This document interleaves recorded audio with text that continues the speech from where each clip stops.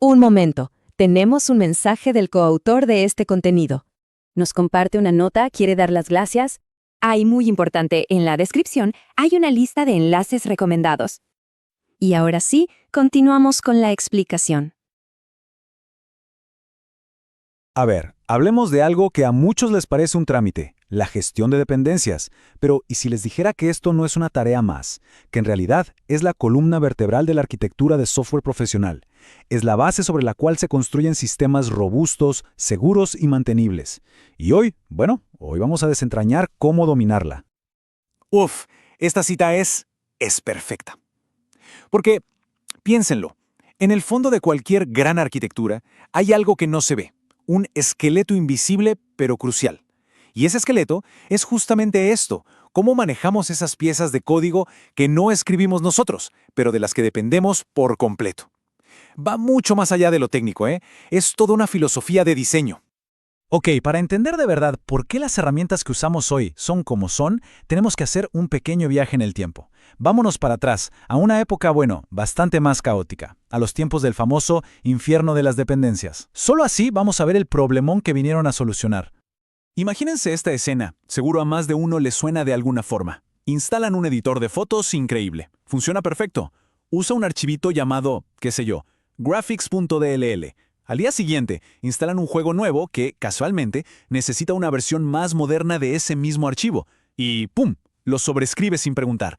El resultado, el juego funciona, pero el editor de fotos ahora se cierra solo. Esto, señoras y señores, era el pan de cada día. Era el infierno de las DLLs. Un problema de base, cómo hacer que las cosas coexistieran y funcionaran siempre igual. La solución no llegó de la noche a la mañana. Fue toda una evolución. Primero, con Make, se empezó a automatizar la compilación, un avance. Pero todavía había que bajar las dependencias a mano. Después vino un paso clave, la centralización. Con Cpan para Perl, por primera vez, teníamos un lugar gigante y único donde buscar código. Pero el verdadero cambio de juego fue la resolución. Maven, por ejemplo, fue el que dijo, ojo, no solo dependes de esta librería, dependes también de las librerías de esa librería. Y eso lo cambió todo. Y finalmente llegamos al determinismo. Herramientas como Yarn llegaron con los log files bajo el brazo, garantizando por fin que lo que funcionaba en una máquina funcionaría exactamente igual en cualquier otra. Y por si alguien todavía pensaba que esto era un tema menor, llegó el 2016. Y con él, el famoso incidente de LeftPath. Un desarrollador, por un problema, borró un paquete de NPM. Un paquetito minúsculo. Eran solo 11 líneas de código. Bueno, esas 11 líneas rompieron Internet. Miles de proyectos en todo el mundo dejaron de funcionar, incluyendo gigantes como Facebook y React. Fue un baldazo de agua fría, la prueba más clara de lo frágil que es nuestra cadena de suministro de software. Bueno, suficiente historia por hoy. Dejemos el pasado y metámonos un poco en la teoría. Porque, aunque no lo parezca, debajo de cada npm install o pip install se esconde una estructura matemática súper elegante. Y les aseguro, una vez que la vemos, nuestra forma de pensar en las dependencias cambia para siempre.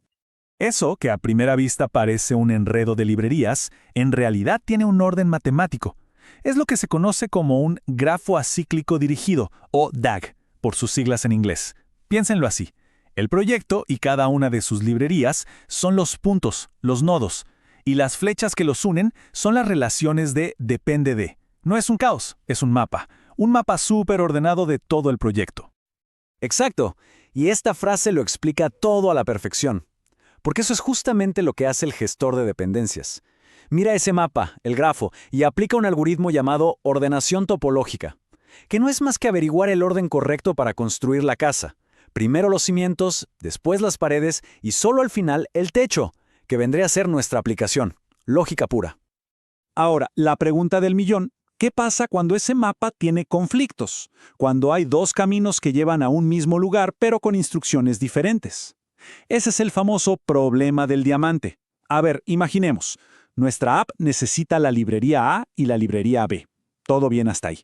Pero resulta que A necesita la versión 1.0 de la librería C y B necesita la versión 2.0 de la misma librería C.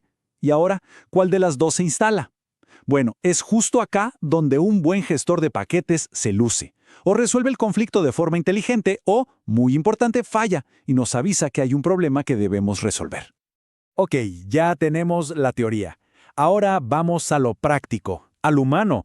Vamos a ver cómo evoluciona la forma de pensar de una persona que desarrolla software desde que empieza hasta que se convierte en un experto o experta en esta disciplina.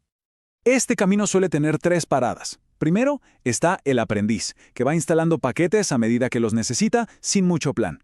Luego viene el oficial, que ya aprendió la lección y empieza a guardar las versiones en un archivo para que el proyecto se pueda replicar. Y en la cima está el maestro. El maestro ya no solo piensa en replicar, sino que entiende la diferencia fundamental entre declarar la intención, o sea, qué es lo que el proyecto realmente necesita, y fijar la implementación, que es la foto exacta de todas las piezas para que nada se rompa. El salto del aprendiz al oficial, la verdad, es gigante.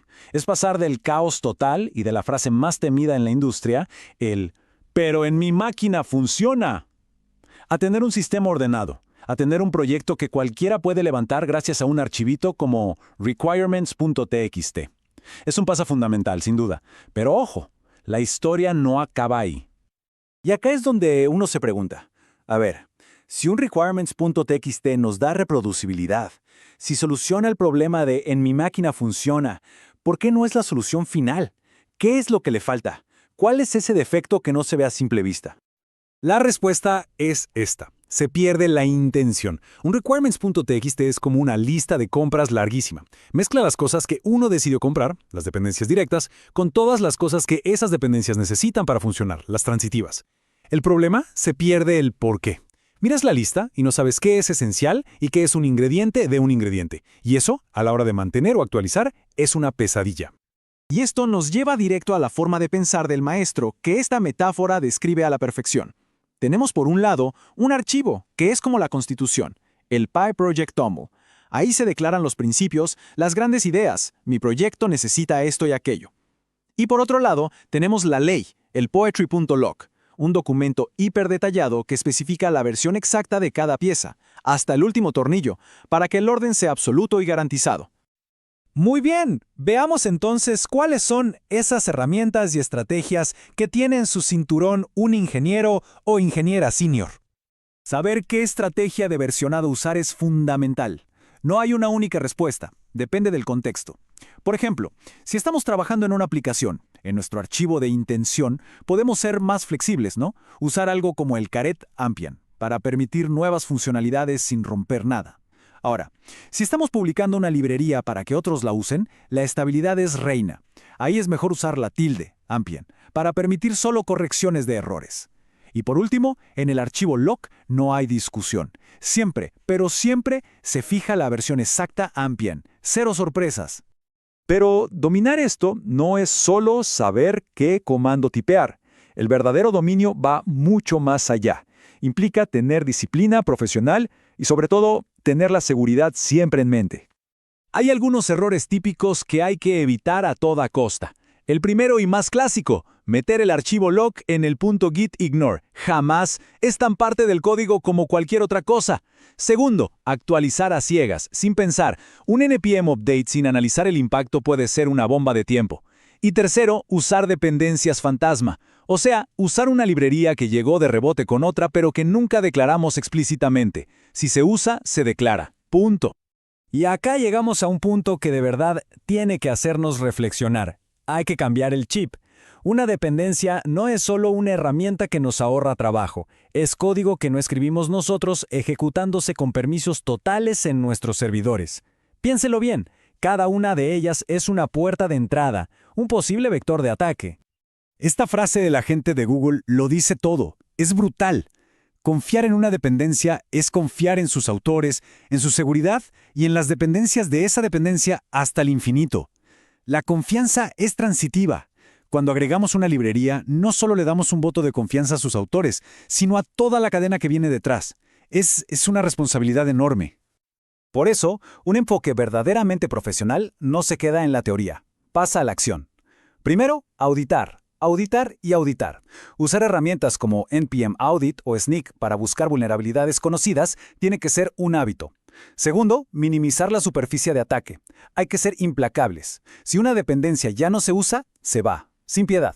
Y tercero, especialmente en entornos más grandes, usar un proxy como Nexus o Artifactory. Es como tener un control de aduanas para nuestros paquetes. Nos da seguridad y fiabilidad. Y con esto llegamos al final. Y les dejo una pregunta para que se la lleven. Miren su proyecto actual y pregúntense con total honestidad, ¿esa lista de dependencias es un activo que les permite construir más rápido y mejor? ¿O es un pasivo, una deuda técnica, un riesgo de seguridad que está ahí, latente, esperando el momento para explotar? La respuesta a esa pregunta, créanme, dice mucho del nivel de madurez de un equipo de ingeniería. ¿Quieren seguir la conversación? Aquí les muestro cómo se puede participar. Y ahora que terminamos, la pregunta es, ¿qué sigue? Vamos a verlo. Son 3 pasos bien sencillos para sumarse a esta comunidad. Lo primero, suscribirse. Así no se pierden nada de lo que viene. Segundo, la interacción. La opinión de todos es súper valiosa para nosotros. Un me gusta o no me gusta nos dice muchísimo sobre qué funciona. Y la crítica constructiva es clave. Así es como mejoramos, todos juntos. Y tercero, dense una vuelta por la descripción para encontrar más detalles. Ahí hay enlaces y recursos muy buenos recomendados por el coautor. Ahora la decisión es suya. ¿Cuál será el primer paso?